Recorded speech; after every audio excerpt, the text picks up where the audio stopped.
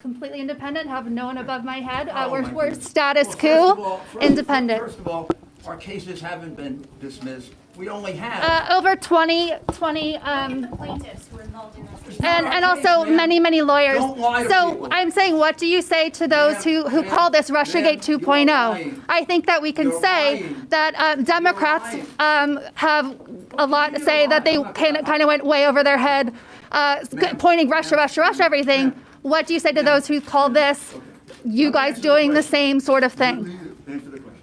The answer to the question is, we don't have a lot of lawsuits. We only have 3. Our lawsuits have not been dropped. Hey guys, Jenn here. It is Wednesday, the 9th, December 9th, as I record this. Tomorrow will be 3 weeks since I attended Rudy Giuliani's conference in Washington, D.C. at the RNC building there, which is where I caught COVID. And I know, like, some people, mostly trolls, I guess, have asked, like, how I know I caught it there. It's because I tested negative, and that's literally the only place I went. So, like, I drove to DC and I went there, and unbeknownst to me, I was in contact with COVID positive Andrew Giuliani, Rudy's son, and and went home. And then a couple of days later, the fever started, and you guys know the rest. So it is my belief that, and I don't see any other possibility, that I did indeed contract COVID from that event. So we're going into week. Well, like, it'll be 3 weeks of this for me. 3 weeks of not seeing my kids. You'll have to apologize, or I have to apologize for like the way I'm talking. I'm purposely, like, trying to talk in a low voice, which seems to help with the strain, because, like, I physically run up against, like, a wall in my voice or my breathing where I just can't get the words out, and then there's the coughing. So so anyway, I miss my kids desperately. I took a breath on my inhaler before this, so hopefully I can get through it. I apologize if I sound like an airhead. I'm having, like, cognitive issues as well. Like, when I talk too much, when I haven't rested enough, there have been times where I've been talking to Jordan, and I'll just, like, in the middle of it, I'll have no idea what I'm talking about anymore.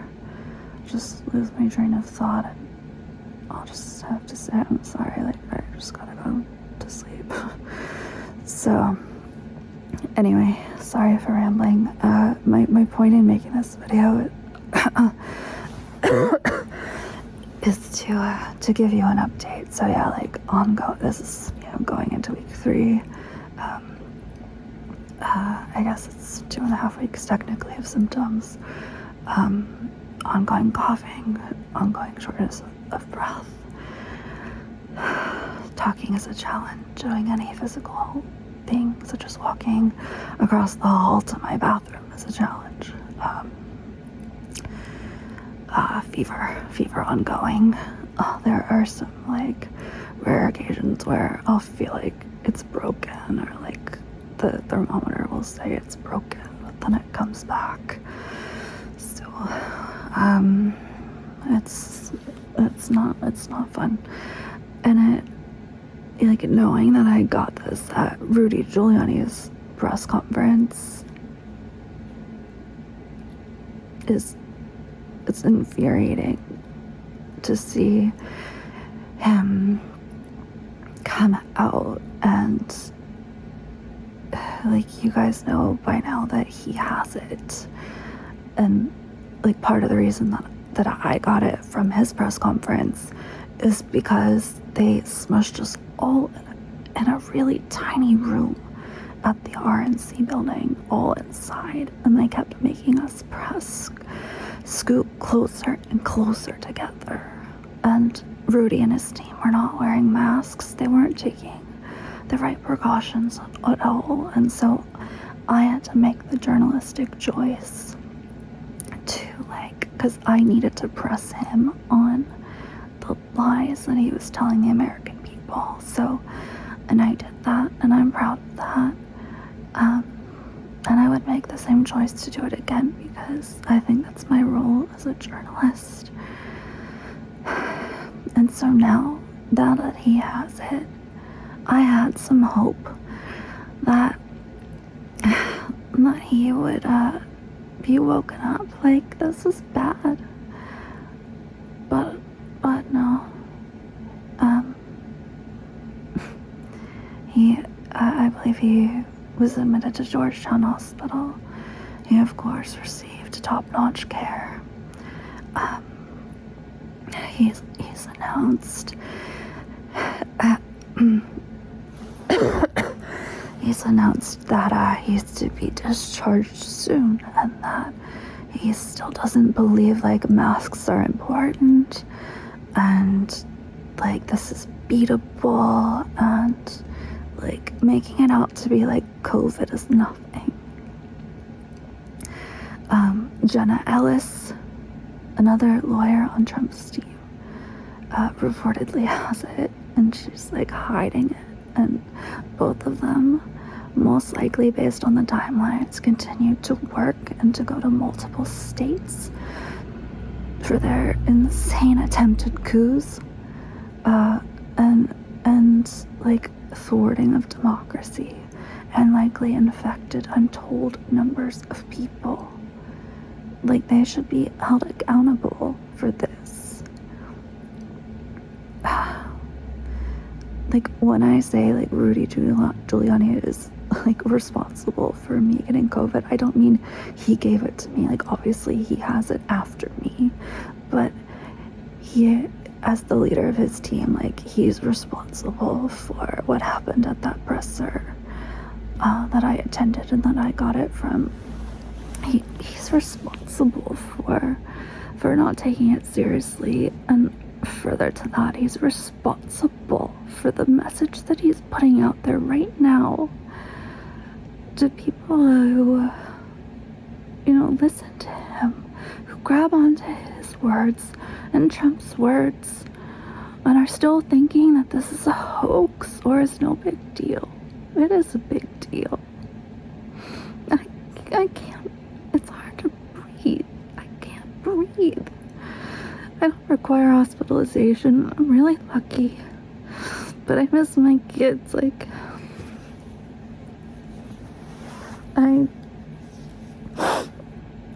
miss Thanksgiving. You know, they bought a Christmas tree yesterday, and I'm happy that they did because it's Christmas time, but I didn't get to do that. I don't know when I'll get better.